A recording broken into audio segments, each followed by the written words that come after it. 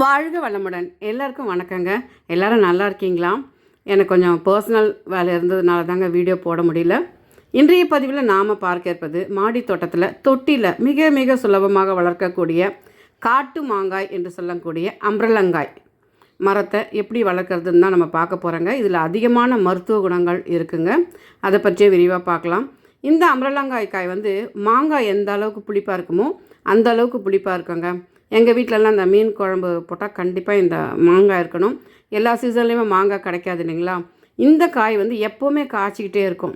அந்த மாங்காய் என்ன டேஸ்ட்டோ அதே டேஸ்ட்டு தான் இந்த காயிலையுமே இருக்குங்க. அதனால தான் நான் வளர்க்குறேன். இது படப்பையில் எஸ்எம் நர்சரி இருக்கு இல்லைங்களா?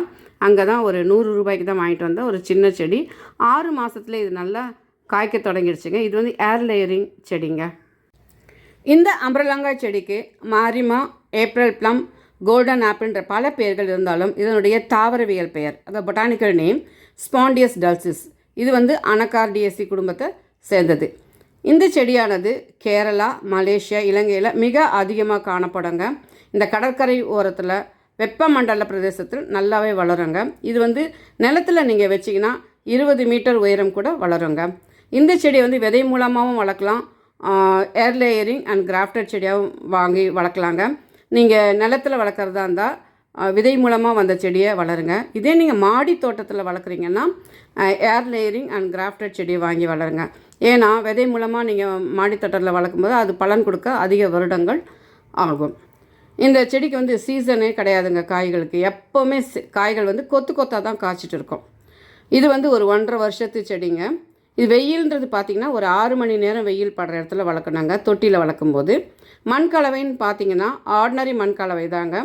1 பங்கு கொக்கோபீட், 1 பங்கு தொழு உரம், 1 பங்கு செம்மண் அல்லது தோட்டத்து மண், கொஞ்சம் மணலும் சேர்த்துக்குங்க, கொஞ்சம் சுண்ணாம்பு, கொஞ்சம் சாம்பல், இதெல்லாமே சேர்த்துக்குங்க. வேப்பம் புண்ணாக்கும் சேர்த்துக்கலாம். இதுக்கு ஸ்பெஷல் கேர் எதுவுமே கிடையாதுங்க. ரொம்ப ஈஸியாக வளரக்கூடிய ஒரு செடி. ஆனால் தண்ணி மாத்திரம் இருக்கணுங்க, கொஞ்சம் ஈரப்பதமாகவே இருக்கணுங்க. இதுக்கு தண்ணி தினமுமே நீங்கள் கொடுக்கணும். கோடை காலத்தில் 2 தடவை தண்ணி கொடுக்கணும். அடுத்ததாக இது இந்த 15 இன்ச் பாட்டில் நீங்கள் வளருங்க. அப்படின்னா பெரிய 50 லிட்டர் பெயிண்ட் ட்ரம்ஸ் இருக்கு இல்லைங்களா, அதுலேயும் வளர்க்கலாம். இதுக்கு பூச்சி தாக்குதல், நோய் தாக்குதல்னு பார்த்திங்கன்னா எதுவுமே கிடையாதுங்க. தண்ணி வறண்டா மாத்திரம் அந்த பூக்கள்லாம் உதிர்ந்துடும். அதனால் மண்ணில் ஈரப்பதம் எப்போவுமே இருக்கிற மாதிரி பார்த்துக்குங்க. உரம்னு பார்த்திங்கன்னா இதுக்கு ஸ்பெஷலாக உரம் எதுவுமே இல்லைங்க. மற்ற செடிகளுக்கு என்னென்ன உரங்கள் தரீங்களோ அந்த உரங்களே இதுக்கு போதுமானது.